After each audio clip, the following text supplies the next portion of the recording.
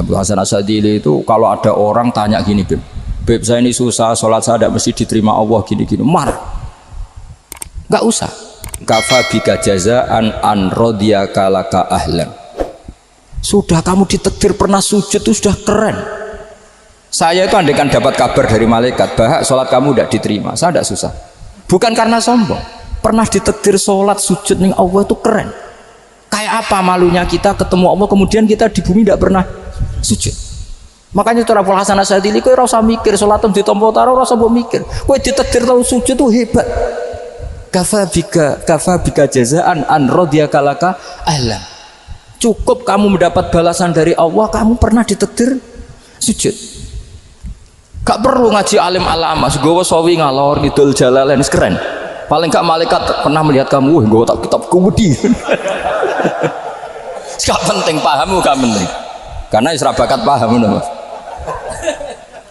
Jadi Abul Hasan Asyadzili adalah orang yang, dan itu Al-Hasani ya, dan itu Al-Hasani. Makanya macam-macam kita yang Al-Husaini sudah kita punya Faqih Muqaddam, punya banyak. Di Al-Hasani yang paling populer diantaranya adalah Abul Hasan Asyadzili. Beliau itu kalau ngendikan sesuatu itu positif terus. Termasuk itu ketika ada orang resah sholat saya diterima ndak, kata beliau wes kowe sing support nak ditakdir tahu sujud. Saya itu sebetulnya kadang-kadang yang miris, wes sholatku tompo ta ora, tapi saya sangat sadili, sangat sadili. Saya nggak pernah berdoa ya Allah ibadah kami jenengan terima ndak, karena takut kalau doa gitu keterusan itu terus ditompo ora ya, akhirnya keterusan gitu, akhirnya ngenes. Masa orang pernah sujud ngenes? Lama-lama gini setan masuk, apa artinya saya sujud ternyata gak diterima. Lu wong kawula kok iskal tentang pernah sujud. Itu kan ibarat gini, kamu ngasih uang sama orang tua kamu, misalnya Habib Soleh ngasih uang Habib Ali, terus apa artinya tak kasih, kemudian beliau tidak terima kasih, itu kan lucu. Terima kasih tidak terima kasih, seorang anak ngasih orang tua itu keren. Makanya saya bangga dengan Habib Soleh ketika beliau mengumrohkan Habib Ali, sudah mendaftarkan haji Habib Ali. Gak usah mikir diterima apa enggak, wes keren, itu sudah perilaku yang keren, yang hebat. Makanya saya sering tuh ada orang mau cerai tanya saya, Gus saya ini cerai gak, istri saya kurang ajar gini. Gak usah, tapi bojoku lo judes, uang di bojoku wes keren, paling gak kowe radarani jomblo.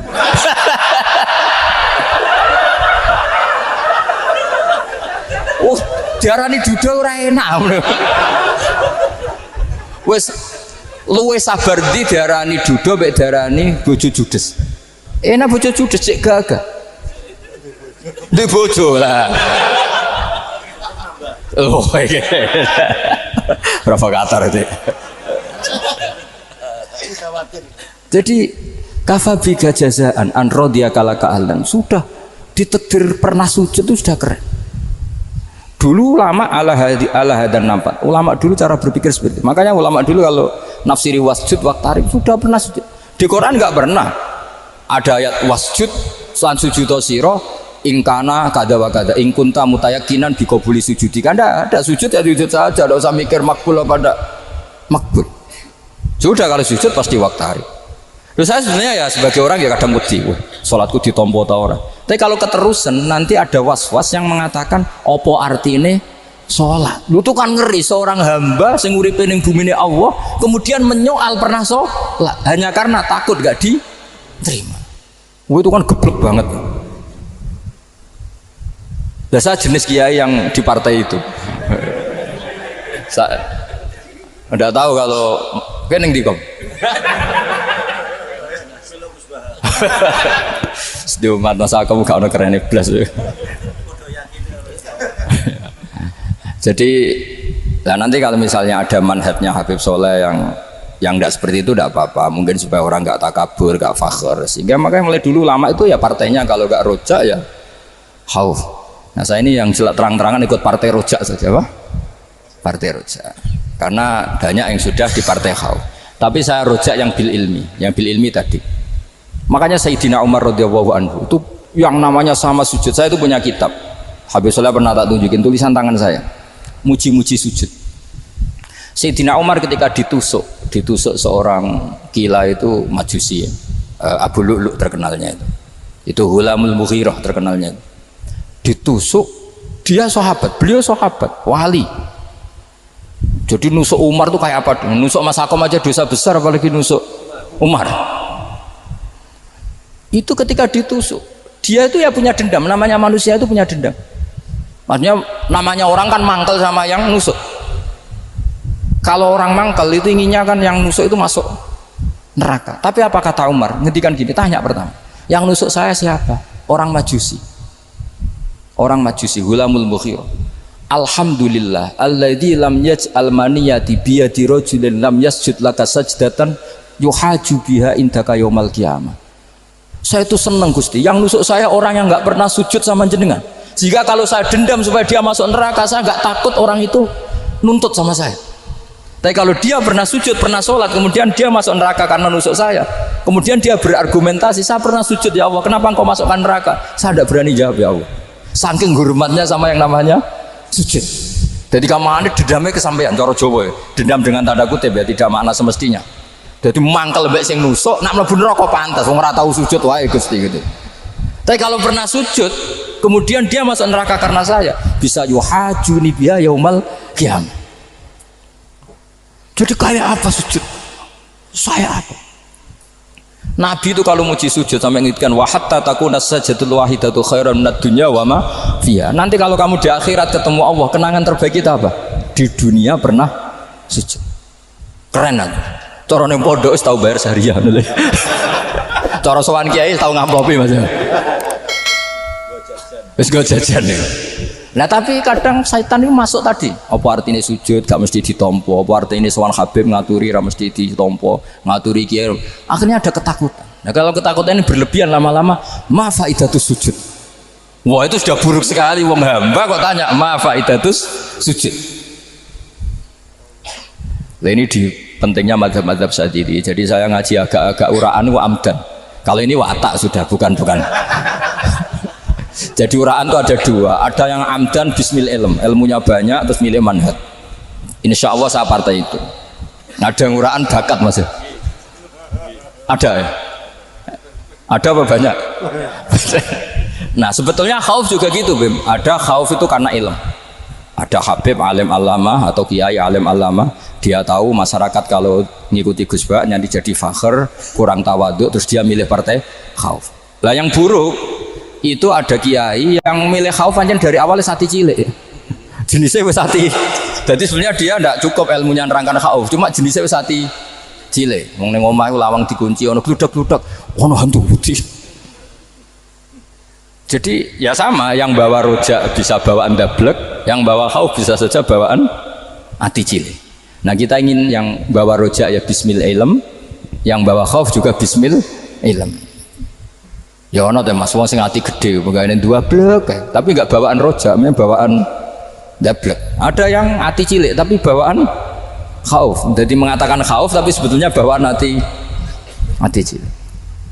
Nah kita inginnya ndak kalau rojak ya bismillah kayak Abdul Hasan Asyadzili, kalau yang kampanye khauf kayak Sayyid Abdul Haddad bawaan apa? Ilm. Sehingga kita ini Qul inni ala bayyinatin mir rabbi, semua itu berdasar ilmu sing jelas welo-welo. Makanya semua nabi memaklumatkan apa? Qul inni ala bayyinatin mir rabbi. Jadi semua ilmu syaratnya apa? Bayyinah. Bayyinah itu kebenaran ilmiah sing jelas welo-welo. Makanya itu yang disebut Allah Subhanahu wa taala mensifati kekasihnya yaitu Nabi Muhammad sallallahu alaihi wasallam, lam yakunil ladzina kafaru min ahlil kitabi wal musyrikina munfakkina hatta ta'tiyahumul bayyinah rasulun minallah yatslu suhufam mutahhar. Niku Kanjeng Nabi saking cerdase meneh dek wong Islam, wong musyrik, wong kafir ngerti logika yang dibangun Nabi saja kuat infikak dari kemusyrikannya. Makanya disebut munfakin.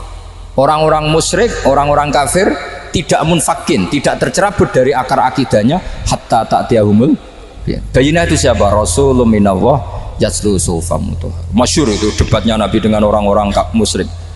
Mereka bilang, ya Muhammad, kita ini urusannya banyak, kasusnya banyak, lalu anda mengajarkan ke Tuhan satu.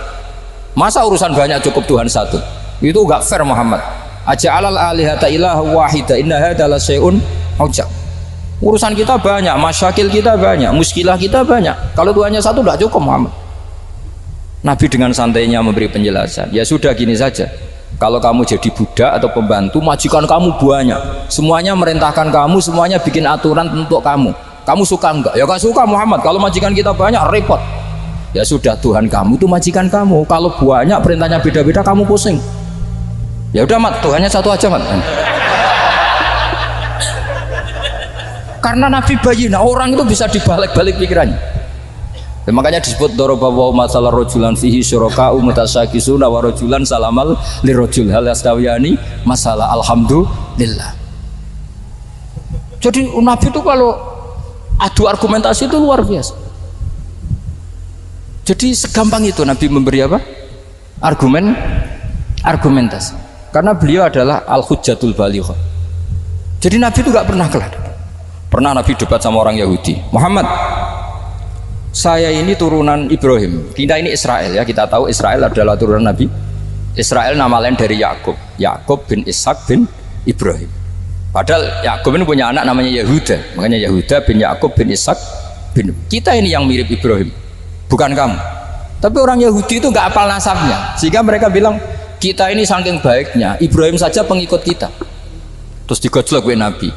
Ibrahim itu buyute Yahuda.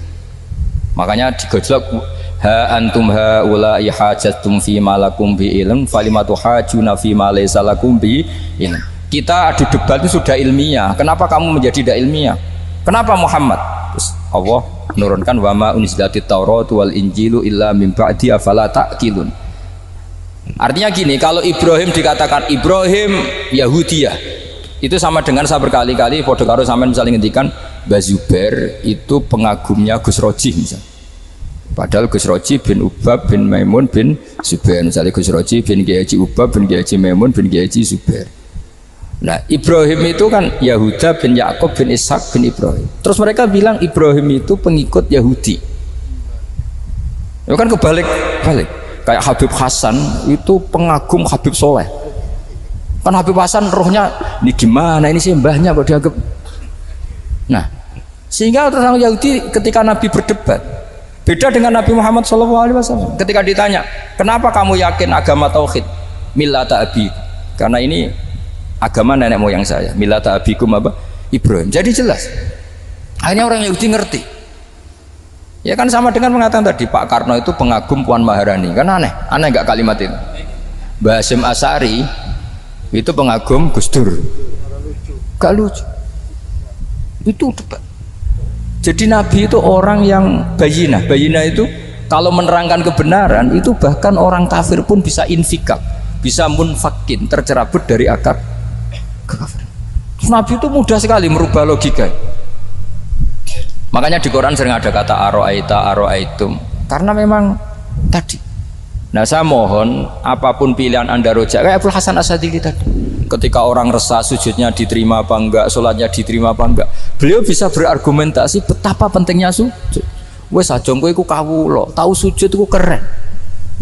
Saman bayangkan betapa malunya kita kalau kita ketemu Allah kemudian di dunia enggak pernah. Lho paribasane kula mlebu swarga lah isin.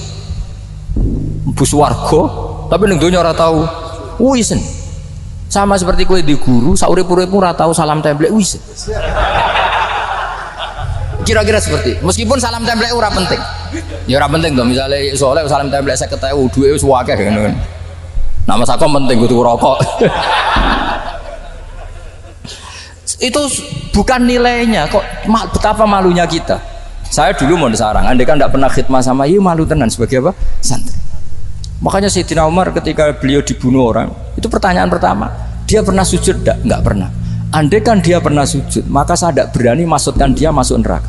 Takutnya dia protes sama Allah, ya Allah saya pernah sujud kenapa harus di neraka? Atau Umar ditanya Allah gini, Umar, kue ridho wong sing tahu nyembah aku kemudian dia di neraka. Kayak apa? Jadi makanya Umar ketika wafat ketika alhamdulillah alladzi lam yaj'al maniyati biyadi rajulin lam yasjud laka sajda. Ya jadi saya mohon sekali jadi majelis ini sebuah majelis mubarak, caranya tauhidnya dibenarin ya, apa tauhidnya dibenarin. Jadi Allah itu adhaka wa abka, Allah itu al-hadi, Allah itu ar-razzaq. Sehingga menteri ekonomi mbok salah rumusillah wong tetep mangan. Mergo Allah itu ar-razzaq. Mbok negara dikelola keliru lah wong tetep mangan, wong Allah itu